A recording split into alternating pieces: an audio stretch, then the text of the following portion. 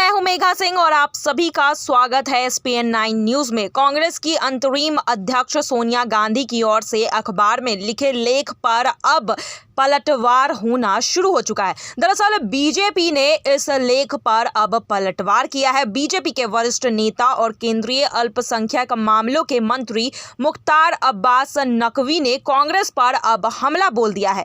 मुख्तार अब्बास नकवी ने कहा है कि इस तरह का ज्ञान देने वालों को पहले पार्टी के इतिहास के बारे में ठीक से जानना चाहिए।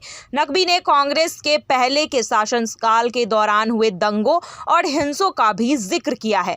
आपको बता दें कि सोनिया गांधी ने अपने लेख में कहा था कि आज हमारे देश में नफरत, कट्टरता और असत्य का बोलबाला है। अगर हम इसे कभी नहीं रोक पाते हैं तो आगे आने वाले वक्त में इतना नुकसान होगा कि इसकी भरपाई संभव नहीं हो सकती है।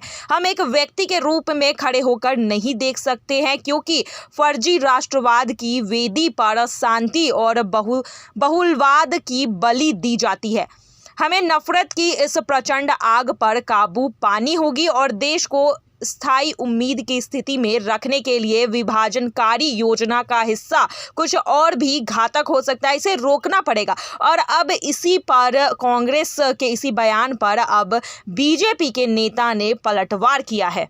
कांग्रेस अध्यक्ष सोनिया गांधी के लेख पर पलटवार करते हुए बीजेपी नेता और केंद्रीय मंत्री मुख्तार अब्बास नकवी ने कहा है कि जो इस तरह का ज्ञान दे रहे हैं उन्हें अपनी पार्टी के इतिहास को फिर से अध्ययन करना चाहिए। आपको याद कराना चाहिए कि भिवंडी, भागलपुर, मेरठ 1984 का नरसंहार, और उसके बाद ही आपको इस तरह की बातें करनी चाहिए।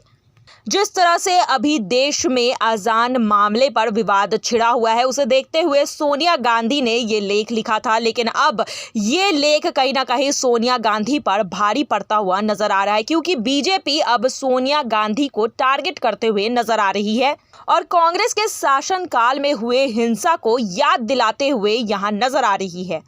वहीं अब अजान मामले पर सियासत काफ़ी गरमाई हुई है और इस मामले पर धीरे धीरे और भी वृद्धि होती जा रही है। ये मामला महाराष्ट्र से निकलकर कई राज्यों में फैलता हुआ नजर आ रहा है और अब सोनिया गांधी के इस प्रतिक्रिया पर अब बीजेपी सोनिया गांधी को घेरती हुई नजर आ रही है। आज के लिए बस इतना ही। आगे की खबरों के लिए देखते रहिए SPN9 न्यूज़। धन्यवाद।